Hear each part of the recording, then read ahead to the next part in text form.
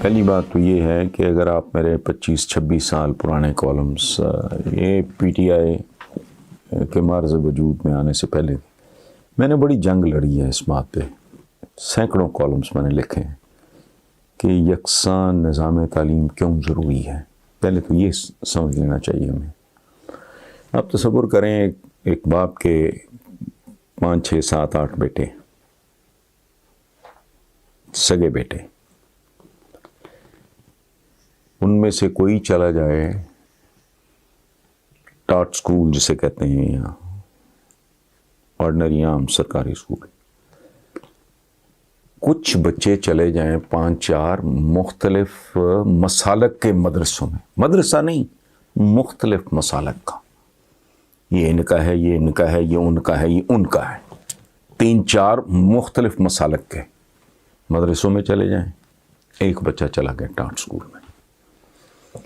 کچھ بچے چلے جائیں کیڈٹ کالجز میں یا اس طرح کے سکولز میں، آرمی سکولز، یا کچھ بچے ان میں سے ایک آدھ بیٹا یا 2 بیٹے چلے جائیں ایچ ایس این جیسے ادارے میں، ایک آدھ بیٹا چلا جائے امریکن سکول میں، پھر کوئی ایک آدھ بیٹا چلا جائے شویفات میں. باقی 3-4 بچے ہائی پروفائل جو پرائیویٹ سکولز انگلش میڈیم ہمارے ہیں، یہ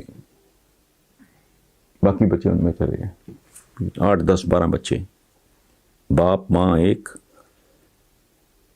گھرانہ ایک، وہ ساری زندگی آپس میں مکمل طور پہ بھرپور طریقے سے کمیونیکیٹ نہیں کر سکیں گے.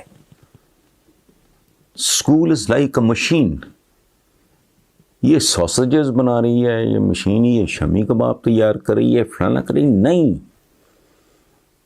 اسکول مذاق نہیں ہے. ایک خاص مائنڈ سیٹ، ان کی دنیایں مختلف ہوتی ہیں. مدرسے کا پڑھا ہوا بچہ اس کی دنیا ہی اور ہے بیچارے کی، اس کی سوچ ہی اور ہے، اس کی اپروچ ہی اور ہے.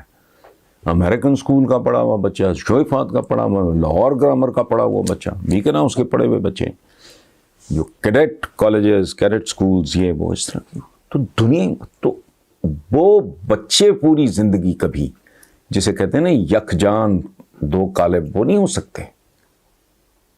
آپ نے ان کو امپریشنیبل ایج میں، فارمیشن سٹیج جو ہوتی ہے کسی بھی بچے کی، اس میں آپ نے ان کو تو مختلف مشینوں میں ڈال دیا ہے. اب ہر مشین نے اپنی اپنی قسم کا بچہ تیار، اس میں پہلے بھی بات کر چکا ہوں، ہیومن سوسائٹی ہے کہ ٹرائنگل ہے. بچہ مستقبل ہوتا ہے تو مستقبل کا کیا حال ہے؟ نمبر 1 ٹاپ پہ آتا ہے گھرانہ، خاندان کیا ہے، اس کے بعد آتا ہے اسکول، اس کے بعد آتی ہے سوسائٹی. یہ ایک ٹرائنگل بنتی ہے جو ایک انسان کو، ایکسیپشنز علیحدہ اس کو چھوڑ دیں آپ، وہ تو اپنی جگہ ہوتی ہیں، بٹ بائی اینڈ لارج یہی ساری صورتحال ہوتی. تو ایک قوم کے بچے مختلف ڈائریکشنز میں، اور میں یہ بات بڑے کانفیڈنس اس لیے کر رہا ہوں کہ ہمارے اپنے گھر میں، گھر سے مراد ناٹ پرٹیکولرلی مائی فیملی، لیکن فیملی ایٹ لارج، میرے اپنے بہن بھائی، میرے سگے بھانجے اور بھتیجے پڑھے امریکن سکول میں. میں نے نہیں بچے بھیجے. میرا تجربہ مجھے یہ کہہ رہا تھا کہ یہاں پڑھنے والے بچے، یہ میرا ایکسپیرینس ہے پرسنل، یہ بچے جو ہیں، یہ جو لڑکے ہوتے ہیں وہ تھوڑی تھوڑی لڑکیاں بن جاتے ہیں، اور جو لڑکیاں ہوتی ہیں، جو بچیاں وہاں پڑھتی ہیں، وہ تھوڑے تھوڑے لڑکے بن جاتے ہیں. میرا ایکسپیرینس ہے ایچسن ٹائپ کا، میں تفصیل میں نہیں جانا چاہ رہا، میرا اپنا. یہ بڑا ایک بھیانک صورتحال ہے کہ ایک سگا باپ اپنے سگے بیٹوں کو اگر مختلف قسم کے تعلیمی اداروں میں بھیجے گا، وہ پوری زندگی ان میں وہ یکجہتی، وہ سنکرونائزیشن، جیسے گیت ہوتا ہے اس میں کوئی وائلن پہ بیٹھا ہے، کوئی ہارمونیم پہ بیٹھا ہے، کوئی پیانو پہ بیٹھا ہے، کوئی طبلے پہ، کوئی ڈرم پہ، وہ سنکرونائز کرتا ہے تو ایک گیت تیار ہوتا ہے. وہ گیت نہیں ہوگا، وہ ایک بے سرا گیت ہوگا. کوئی کچھ کرے گا، کوئی کچھ کرے گا، بیکاز اس کو تو برین واش، چھوٹی عمر میں بچے جاتے ہیں اسکول میں، تو اسکولنگ بڑی. بیسیکلی ہوتا ہے کہ آپ ایک مالا تیار کرتے ہو، یہ تو ہو سکتا ہے کہ مالا میں پہلا موتی کون سا ہوگا. لیڈرشپ کے بارے میں کہتے ہیں the first one among the equals. یعنی ایک ہیلدی سوسائٹی میں جو لیڈر ہوتا ہے وہ ایک جیسے لوگوں میں سب سے آگے کھڑا ہوتا ہے بس, باقی وہ کوئی اوتار نہیں ہوتا, کوئی دیوتا نہیں ہوتا وہ, ٹھیک. سو اس طرح یہ ایک مالا پرونی ہوتی ہے, ان میں ایک یکجہتی اور ہم آہنگی کا ہونا. جب آپ ایک قوم کے طور پہ آپ ابھرتے ہو تو اس کے لیے یہ بنیادی ضرورت. اچھا, اب یہ جو آپ نے کہا کہ نظام تعلیم کے نفاذ کے لیے کوشاں ہیں, کیا یہ کام ہو جائے گا؟ ہاؤ کنا اس سے کہ ہو جائے گا, مجھے کیا پتا, یہ تو حکومت آپ کو بتا سکتی ہے. میں ایک بات آپ کو بتا سکتا ہوں, شفقت محمود جو وفاقی وزیر تعلیم ہیں وہ میرے بڑے اچھے دوست ہیں, بہت قابل آدمی ہیں وہ. ہی واز اے بیوروکریٹ, ان کو وہ پتہ ہے معاملات کا فہم ہے. یہ گامے ماجے جو موسٹلی ہیں ان کے پاس, وہ اس طرح کا آدمی نہیں ہے. ڈیفینیٹلی وہ بہتر کام کرے گا, لیکن ہمارے یہاں ایک بہت زیادہ بلیک میلنگ ہے. میں تفصیل میں نہیں جا رہا, جو تھوڑے سے بھی سینسیبل ہوں گے وہ سمجھ جائیں گے میں کیا کہہ رہا ہوں. ہمیں اپنے بچوں کو تیار کرنا ہے ان مضامین میں جن میں انہوں نے دنیا کے ساتھ کمپیٹ کرنا ہے. میں تفصیل میں جا نہیں سکتا, پرابلم ہے. اٹس اے سک سوسائٹی. یہاں دلیل کے ساتھ بات کرنے کا تو رواج ہی کوئی نہیں ہے. اب آپ مجھے مطالعہ پاکستان پڑھائے جا رہے ہو. بھائی میں نے مطالعہ پاکستان میں دنیا سے کمپیٹ کرنا ہے. سائنس کدھر پہنچ رہی, ٹیکنالوجی کدھر پہنچ گئی, دنیا چاند اور مریخ کی باتیں کر رہی ہے, تم کدھر پھنسے ہوئے ہو.